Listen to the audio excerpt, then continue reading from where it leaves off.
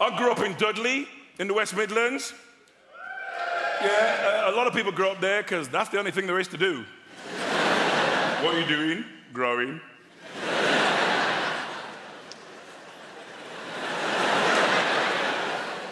In the 50s, my parents emigrated from Jamaica to Dudley. Yeah, Nancy, I'm going to say that again just for you. They emigrated from Jamaica to Dudley. Why? What was my dad thinking? Bloody blue sky all the time. I want hail and sleet and snow. All this joyous reggae music. Where can a man get some Des O'Connor? We need pack your bags, we're going to Dudley. They made me go to church every Sunday. The Pentecostal Church of God in Prophecy. See, that's a black name. White churches are always called things like St. Thomas's. We're all outside going, St. Thomas's what? St. Thomas's Epiphany of the Shining Light of God in Christ in West Bromwich? Now, that's a name. You arrived late for church. Sorry I'm late, I was reading the signs. It's as good as Stephen King. I went to Blue Coat Secondary Modern School in Dudley. A lot of bullying there. I mean, you know, back in the day, it was different as well. You get punched in the face, you keep it to yourself. Nowadays, you go straight to the head teacher. Peter Wilkins has been punching me every day since the start of term. I'm not going to teach him anymore. I've got a daughter, 17. She's got a pet name for me. Taxi. Yeah, because the only time I see her is in the car, and even then she gets in the back. I'm like, how was school? She's like, you're not one of those cabbies who's going to talk all the time, are you? Her childhood's different from mine. I mean, you know, when I was a kid, it felt like everybody in Dudley had permission to beat me. It wasn't just my mum. You know, I'd be mucking about in the street, suddenly, bam! Mrs. Fearon from number 14 slapped me around the face. Then she'd drag me to my house and tell my mum, Mrs. Henry, I saw Len misbehaving in the street, so I beat him for you. Do you know what my mother said to this woman? Thank you very much. I have 6 other children, help yourself anytime. We made a documentary in Dudley about my mum last year. My brother Paul said this on camera, no word of a lie. Lynn, when mum used to beat you, we used to think it was really funny. Bastards! Where's the solidarity in that? I'm getting my arse tore up, they're eating popcorn, they've pulled up chairs. Oh, it's not as funny as last week. Mom, work the ribs now, work the ribs. Mom, Harley Shuffle, remember? Harley, Boombaye. Mom, like Popeye, remember? Fabida, fabida, fabida, fabida, fabida. When Mom used to beat me, she always said the same thing. I'm not doing this for me, it's for your own good. What parents are insane? I'm not doing this for me, it's for your own good. All the white people, what kind of parenting is that? Lamar's like, yeah, me too. Oh, man. You know what I'd like to see on television? Jamaican super nanny. Beat him if it's been bad, beat him if it's been good. Beat him to show how much you love him. Beat him till your arms hurt so much, you have to beat him for making your arms hurt so much. She wouldn't mess about, would she? All right, no. This is what I call the naughty cheer. What's that for? You pick it up and you beat him with it. I'm not doing this for me, it's for your own rotten good. I'm married to a comedian. Did you know John Richardson? Oh, yeah. You know he is. Do you know, because I'm going on tour, my management company, they took a Facebook advert out and someone said, don't read the comments. So I did. There was just one that bothered me, and this guy had put, without trying to be too crude, how many has she had to get the career she's got? I mean, the answer's 1, but...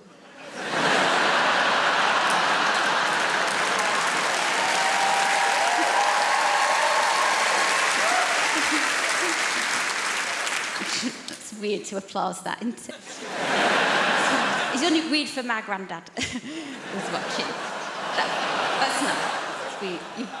You've made that weird for an 87-year-old. Anyway, but the thing, because I don't know whether you've noticed, but I've started to do a bit of telly now. And I'm in this weird stage where I'm getting recognised, but I'm not used to it yet. And I walked in a pub last night and there was a woman staring at me and I thought, what are you fucking looking at? And then I realised, oh, it's me. I did, you know Michael McIntyre's The Wheel? Have you seen it? The game show? I lost someone £98,000.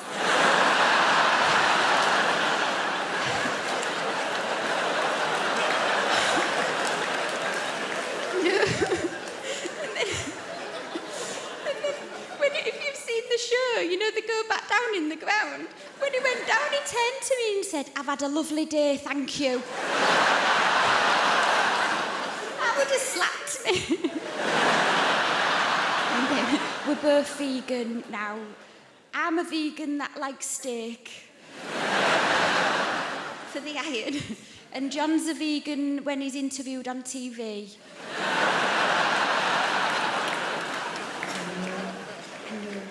It's a weird life for him, though, you know. I've seen it through his eyes. The situations we're getting... Because he's been on TV 10 years. We went and did this gig, you know, in a school. And then we parked up and he turned to me and he said, I've got to go. And I was like, oh, all right then, just wait till you get in. He was like, I've got to go now. And he didn't let me get out. He got on the back seat and luckily we had a bucket because we've been to Seaside. We've got blacked out windows. And I got out and there was 2 of his fans waiting for him. And they said, we've come all the way from Rotherham to see John. They said, where is he? I said, he's shitting in a bucket in the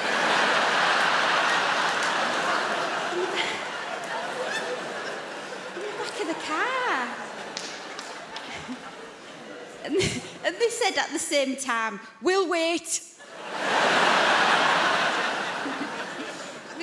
But we're both vegan. And then when we go out for a nice meal, I'll order the steak for the iron. And he'll order butternut squash. And then he'll be looking at my steak and he's not listening to what I'm saying. And so what I do right at the end, I go, oh, I can't eat that last bit. Oh, what a waste, like that. And then we just swap the plates round and it's all in silence. And he eats this bit of steak and the look on his face after he's eaten it is like, you know those Facebook adverts that go viral of the deaf baby when it gets a hearing aid?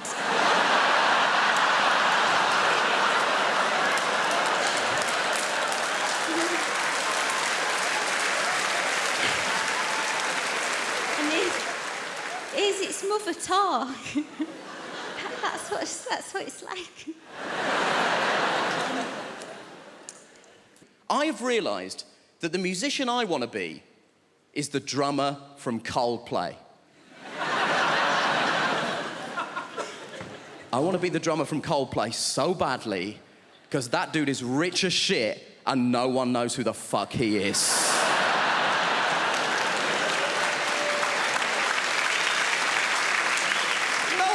Who the drummer from Coldplay is. He could be here and no one would know. It could be you, it could be you, it could be you. I'm not sure it's an Indian woman, but it could be. We don't know. I'm obsessed with the idea that this guy has the best life in the world. And I was telling my friend about this, and she tried to tell me something that she was trying to portray as a bad thing. Apparently, he loves Game of Thrones, so he said to HBO, can I be in Game of Thrones? And they were like, yeah, man, you're the drummer from Coldplay. You can do literally anything you want. We'll restart The Sopranos if that's something that will make you happy, right? Now, he is in Game of Thrones. Confession time, I don't watch Game of Thrones, but even I know the Red Wedding is an important episode of Game of Thrones, right? He is in the Red Wedding. Guess what he is doing in the Red Wedding? He is the drummer in the wedding band.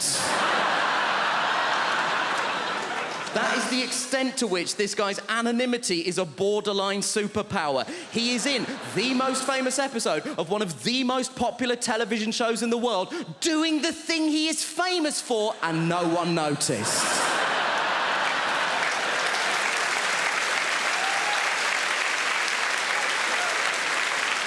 That is Kaiser soze shit.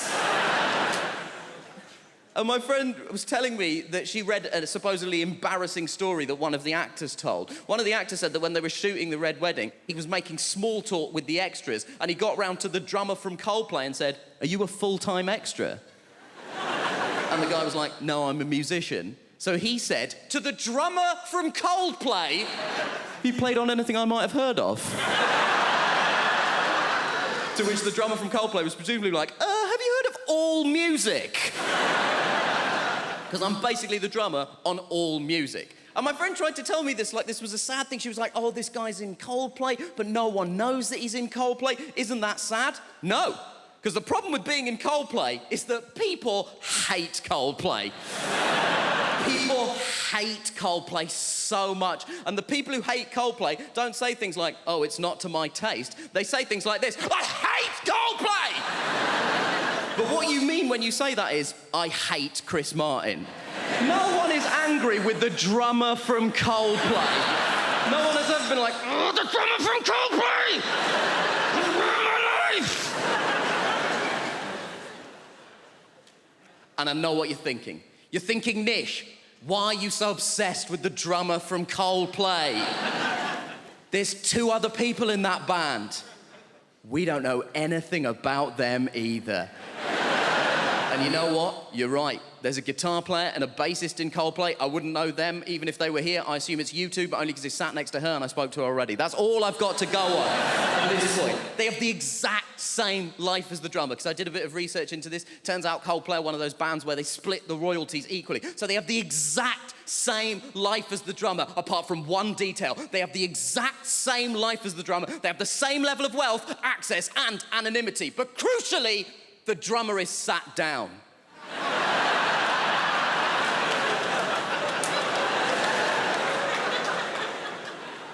And that is the dream.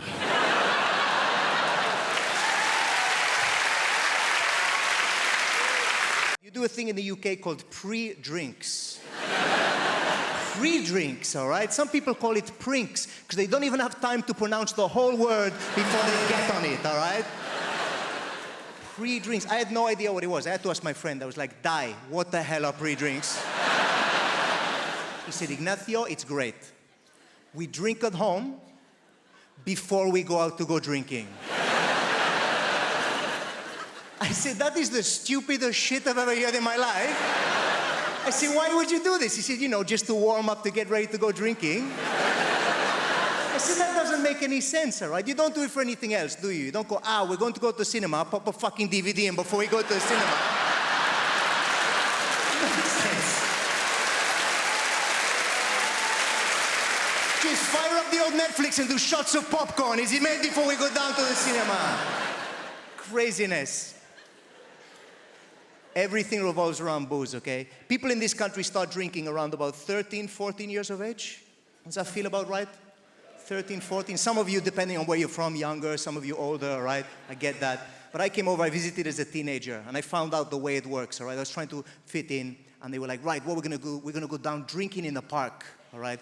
We're gonna go drinking in the park as teenagers, all right?" I was like, "Right." They go, "Right, we're gonna steal booze from our parents, and we're gonna go down the park, all right?" I was like, "Okay, no problem." So I showed up to the park, all right, feeling like Jason Bourne or something in my backpack, and I think, pull out the stuff, all right, what's in there? They were like, "What the hell is Rioja?"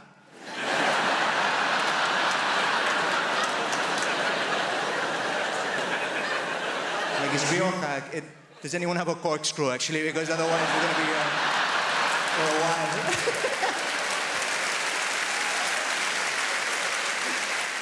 The thing is, like, kids do that, and if they can't steal the booze from their parents, what they do is they'll stand by an off license, all right?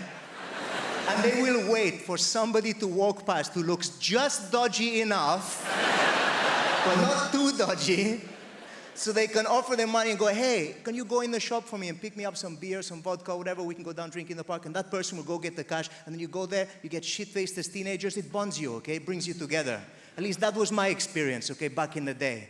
But times have changed, all right? I went to back where my mother's from, okay? My mother's from a little town in Wales called Pontardawe, all right? Don't know if anyone's heard of it. Tiny little town, Pontardawe.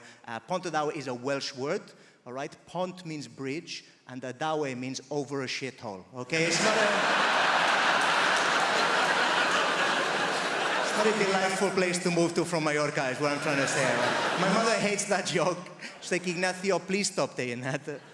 They've taken all of the trolleys out of the canal, all right? Can we...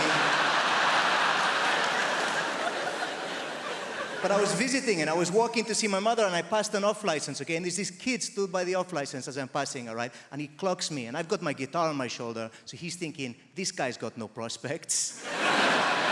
So he comes over to me with his cash, all right? And he was like, hey, could you maybe go in the shop? I'm like, I know where this is going. He goes, can you pop in the shop? I'm like, right. He goes, if I give you this money? I'm like, yep. And he goes, and get me some. I was like, I know where we're going. He goes, vape.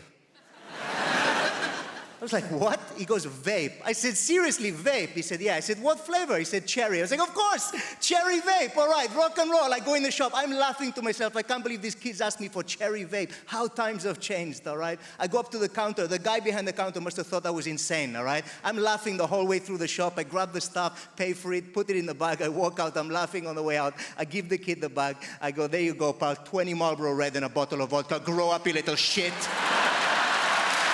What is this? Vape nonsense.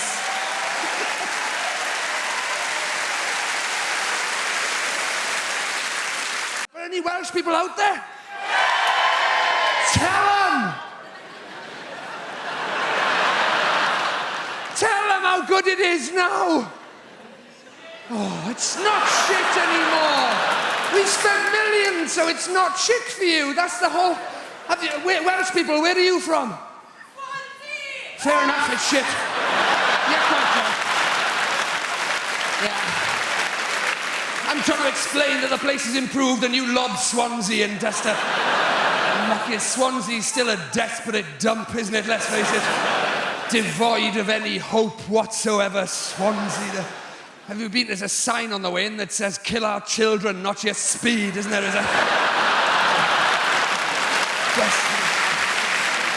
I'm talking about places like Cardiff and the places that have... Yes! These places have improved. We've had development money. We've done... Cardiff Bay, have you been there? Go there on holiday. It's lovely. We've done it all up. You've got cafes and bars. You've got the sea down there now. It's amazing. True, down where the shit was, that's all sea now, most of it. And it's going to be amazing when they finish it. Has anybody seen the posters of what Cardiff Bay is going to be like when it's all done? It's not. It's going to be amazing. There's going to be people chatting, laughing, texting. Welsh people, these are presumably. Having interesting conversations over dinner. We're all going to be a lot better looking by the time it's finished as well. You look out. Where they're going to get these people with fashionable glasses and teeth from in Cardiff, I got no idea. You've got to admire their optimism, haven't you? Fair play. Talking of optimism, you've got Cardiff Bay. I was there not long ago. Some of these restaurants, some of them have got tables outside. Al fresco dining in Cardiff. They're having a laugh on me. I tried to have a Twix at a bus stop in Wales a few years ago. It was too wet to eat, to be honest with you. Everybody's pretending it's Madrid. Come on, we'll sit outside. Your soup bowl's filling up faster than you can eat it, for Christ's sake. Stop raining! You never get past your starters after 7 hours of soup and rainwater. You give up. Through your gin and tonic's overflowing, the little umbrella's blown inside out. Turn it back into the wind. Turn it back into the wind. There's waiters with frosted eyebrows fighting their way to the table. Spaghetti carbonara. Spaghetti carbonara. Sure, I'll get another one. I'll get another one.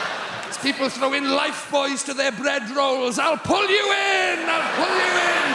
Peas being airlifted to safety. Oh, Wales is improving. Even the valleys. Go to the valleys on holiday. Even the valleys. They are. Shut your face. They're getting better. They're getting better, the Welsh. I did a gig in Pontypridd. Yeah, in the Welsh valleys. Were you there at the gig I did when there was a piece of sun-dried tomato on the stage? Not bullshit, in a real piece of sun-dried tomato. We couldn't even do the gig, everybody was just staring at it. I couldn't get them back. I couldn't get their attention. That's not local to your area, is it? The sun-dried tomato.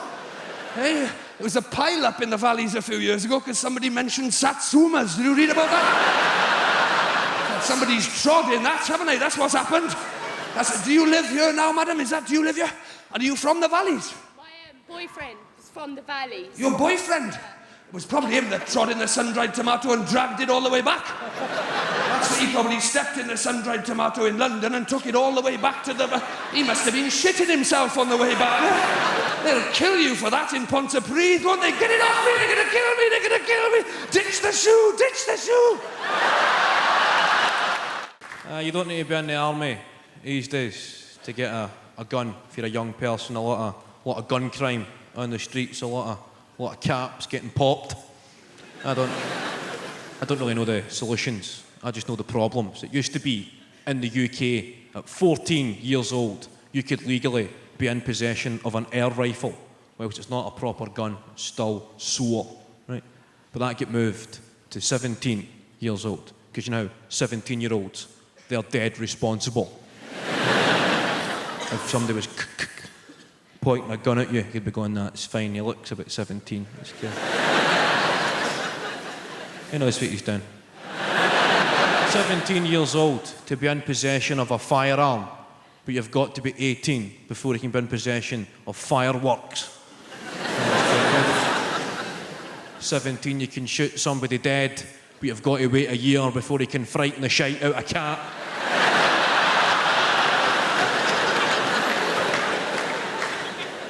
But drugs, I get offered drugs quite a lot in this game. You get offered the usual suspects like ecstasy, speed, and a drug called horse tranquilizer.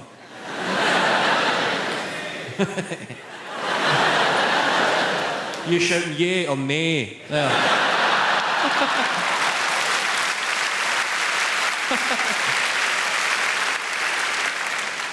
I can understand people who don't know anything about drugs. Maybe trying ecstasy because it sounds quite good. Well, the connotations of the name, ecstasy.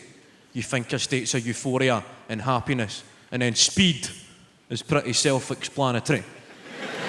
Then horse tranquilizer. That hardly sounds the most sociable of evenings.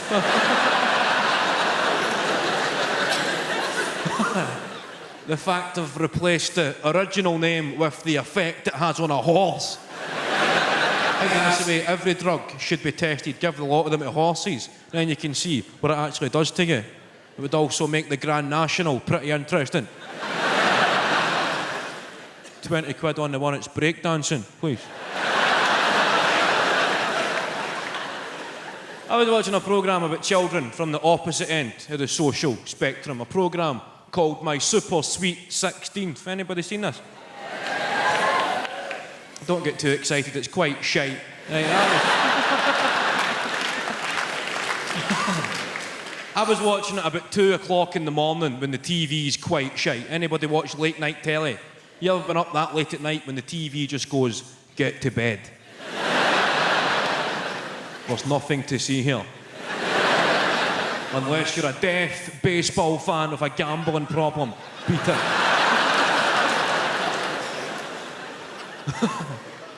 Does anybody watch these late night Channel 5 phone-in quiz shows? Anybody seen these, like Quiz Mania and The Cash Vault? It's just robbing drunk people. No, you come in at night, there's some guy going, "Okay, everybody, okay. Thanks for watching, okay. For £10,000, we're looking for a guy's name."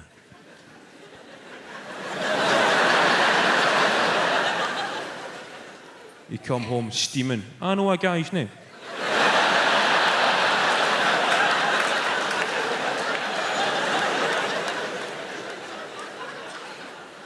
£10,000. I know a few guys' names. Now, let me just start by saying, well done to any parents who've made it here tonight. We got parents? Because here's what I've realised. If you've not got children, you're just here. It's easy, but if you're a parent, this is everything. This will have been in the diary for months. There'll be parents in here tonight, don't even care about the show. They're just enjoying sitting in the dark for a bit. That is like a spa holiday for some of them. I could see them now at the back just going, this is so good. Don't make me go back, John. Don't make me go back. I get it, okay? I've got 2 young children. My youngest one's Sophia. She's 5 now. I mean, I say she's 5. She's 3 when we go swimming. I'm not an idiot. 4 on a bus, 3 on a train. That's the system, isn't it? I'll be honest, she hasn't got a clue how old she is now, that one. She's so confused. Every birthday is a genuine surprise for all of us. This kid wandering round. How old am I today then, Daddy? Depends what we're doing, darling, doesn't it? Have you checked the spreadsheet? You said Alton Towers. Right, well, getting that baby grow looks small, all right? Not paying 48 quid for you to go on some teacups, that way, mate. Come on. What does Daddy say? Well, get on board with the fraud. There's a good girl. Now stop talking, we're trying to breastfeed you. Listen! You go through that turnstile with a 5-year-old hanging off your tit, they ask no questions. I've got one, why does she have to bite me? But, so she's a great kid. There's just a lot of admin when your kids are that little. Have we got primary school teachers amongst us this evening? Great, I'm glad you're here, because I can direct all this venom at you. Because here's my problem. My daughter brings home stuff she's made every day under people like you. And I just want to say on behalf of all the parents here tonight, just stop it. We can't deal with it anymore. You don't see it at your end. You just keep sending it. Your carbon footprint is massive. It is. You might as well have driven an oil tanker into a family of puffins, you people. We'll never solve the climate problem with you involved, because it just keeps coming, doesn't it? And it's not arts and crafts anymore. It's emotional landfill. That's what it is. Because Gemma will say, oh, she's put a name on it, so we have to keep it. We don't. We don't. She's not Banksy. Get it in the bin, mate. Do you know what I mean? It's another picture of a sheep out of dried pasta, innit? We've had 4 this week. I tell you, no wonder there's a school meals crisis. Stop sticking it on paper and cook it, you morons. We'll feed these kids for years. I'm just envious of my parents now. Their lives are so simple. Like, they're retired. My dad loves being retired, mainly because he's paying the world back one day at a time for all the misery it's caused him. He sets his alarm 8 o'clock every morning, gets up, gets out into rush hour traffic. Just gets in everyone's way. That is a day out for that man now. Nowhere to go, nothing to do. Sometimes he'll even take the car. But, of course he takes the car. How else would you tow a caravan? But he's a great man. There's a man down here, so it reminds me of my dad, mate. Yeah, you don't look like him. It's just he's bitterly disappointed in me as well. That's fine. For everyone. He's called Roy, my dad, Apollo, which is a very manly name, isn't it? Like, people called Roy come out the womb already able to grout a bathroom. That's how hard that name is. He was born by caesarean section, my dad. I reckon the first thing he did was turn around to his own mother and give her a quote for the damage. Just came out with a pencil. That's all right. We'll plaster over that. Don't worry. See you next week.